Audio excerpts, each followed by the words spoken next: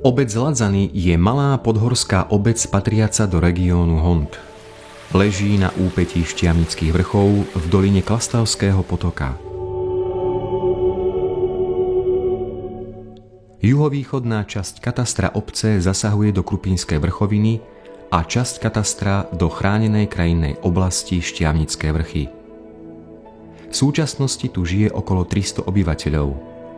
Prvá písomná zmienka o obci je z roku 1233. Obec patrila k najstarším osadám kraja.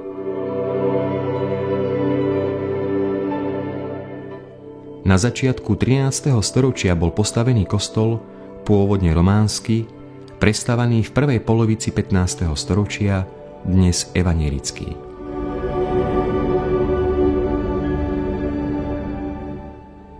Obec Ladzany má špecifickú tradíciu ovocinárstva.